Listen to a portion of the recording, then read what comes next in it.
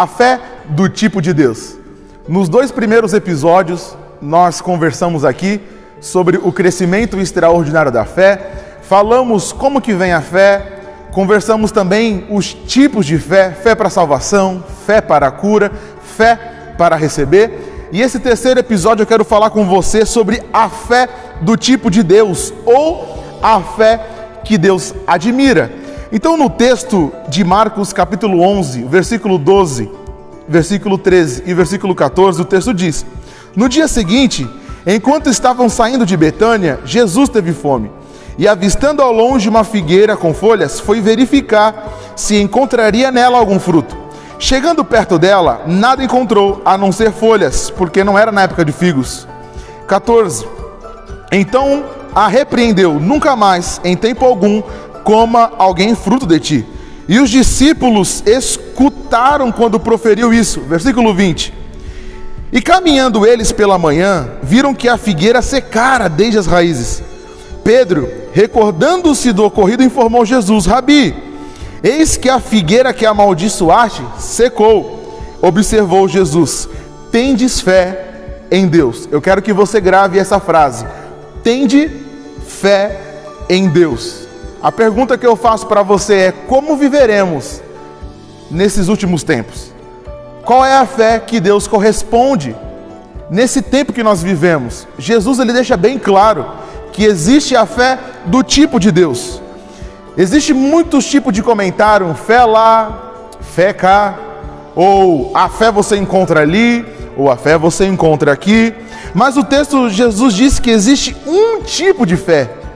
Existe uma qualidade de fé, e essa fé, ela é capaz de realizar coisas incompreensíveis.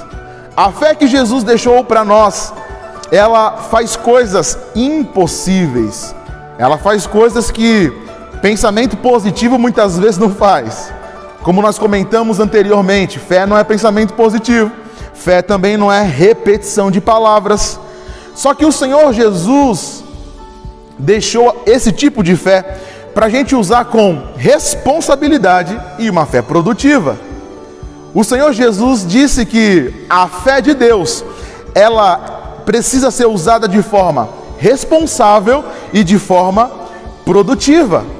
A gente não pode usar essa fé para outras coisas. Então, no livro de Hebreus, capítulo 11, versículo 3, o texto diz para a gente que pela fé compreendemos que o universo foi criado por intermédio da palavra de Deus, e que aquilo que eu posso ver foi produzido a partir daquilo que não se vê. É muito maravilhoso, porque como que Deus criou o universo? Como que Deus criou tudo? Ele usou a palavra. Ele creu naquilo que se realizaria. O próprio Deus usou o poder da palavra. Porque em Hebreus capítulo 11, ele diz como que as coisas são criadas. Elas são criadas pela palavra. Deus criou o reino vegetal, o reino animal, o reino humano. Ele criou os céus e a terra, o sol, a lua, os universos, com o poder da palavra. Você pode mudar o cenário da sua vida usando o poder da palavra. Você pode mudar a realidade que você vive usando o poder da palavra. Se o nosso Deus criou tudo que nós vemos com a palavra, imagina o poder que nós temos agora pelo Espírito. Em Romanos capítulo 12, versículo 3, o texto diz: porquanto pela graça que me foi concedida, exorto a cada um dentre vós, que não considere a si mesmo além do que convém, mas, ao contrário, tenha uma autoimagem equilibrada de acordo com a medida de fé que Deus lhe proporcionou. O apóstolo Paulo diz que existe uma medida de fé que Deus disponibilizou pela sua graça. Romanos, ela foi endereçada a pessoas que já foram salvas em Cristo Jesus. Mas o Senhor está dizendo aqui que eu sou um filho, eu ganhei do meu pai uma porção de fé, só que o desafio é deixar essa fé aumentada. Deus disponibilizou a nós, a seus filhos, uma medida de fé, só que essa medida de fé, ela precisa aumentar, ela precisa crescer. Se o Senhor Jesus diz que existe uma medida, é porque essa medida ela pode ser prolongada. No mesmo livro de Romanos 10:17, o texto diz, como consequência, a fé vem pelo ouvir as boas novas, e as boas novas vêm pela palavra de Cristo. Jesus morreu por todos, a salvação pertence a todos. Quando um pecador ouve a verdade, é gerado nele pela fé a salvação. É gerado nele a realidade de uma nova vida, criando assim uma divisão entre o velho e o novo. Deus me salvou, Deus te salvou, mas Deus não nos salvou numa data. O Senhor Jesus nos salvou a um evento que aconteceu há 2000 anos atrás. O Senhor Jesus te salvou lá naquela cruz do Calvário. Você hoje, o Senhor pensou em você. Ou eu hoje, o Senhor pensou em mim na cruz do Calvário. Então, as boas novas, ela ativa em você, libera em você uma medida de fé. E eu te pergunto, o que você tem ouvido? Palavras que diminuem a sua fé ou palavras que aumentam a sua fé? Porque o texto diz que a fé vem pelo ouvir e ouvir a palavra de Deus. E mais uma vez eu repito para você, a realidade da minha volta pode ser mudada através da minha boca. Eu não sei a situação que você vive, eu não sei a situação que você está vivendo. Uma coisa eu tenho certeza, ela pode ser mudada pela fé que o Senhor disponibilizou para você. Em 2 Coríntios, capítulo 4, versículo 13, o Senhor diz que assim está escrito: cri, por isso declarei. Primeiro eu creio, para depois confessar. Primeiro eu creio, para depois declarar ou falar. Com esse mesmo espírito de fé, nós igualmente cremos que por esse motivo falamos. Você tem filho, nós temos filhos. Você precisa ficar repetindo para ele todas as horas que ele precisa respirar? Quando o seu filho vai sair, você precisa ligar para ele perguntando: você está respirando? Não. Você não precisa lembrar, porque já faz parte dele. Assim o Senhor está dizendo que a fé é como um oxigênio para nós.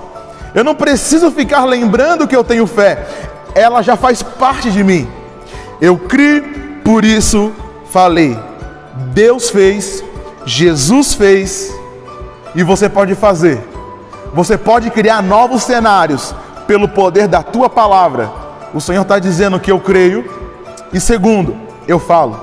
Primeiro eu creio, segundo, eu falo.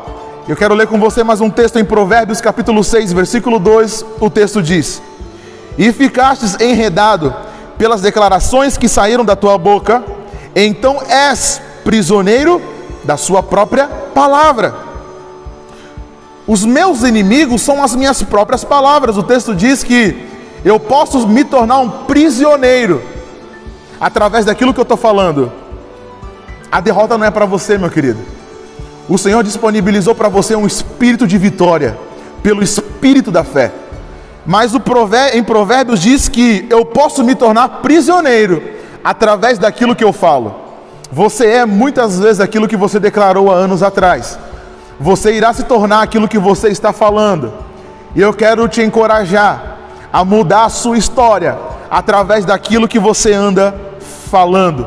E eu concluo o crescimento extraordinário da fé dizendo para você que o Senhor te tornou vitorioso em Cristo Jesus. O sacrifício do nosso Senhor gerou em nós hoje, pela salvação, um espírito da fé.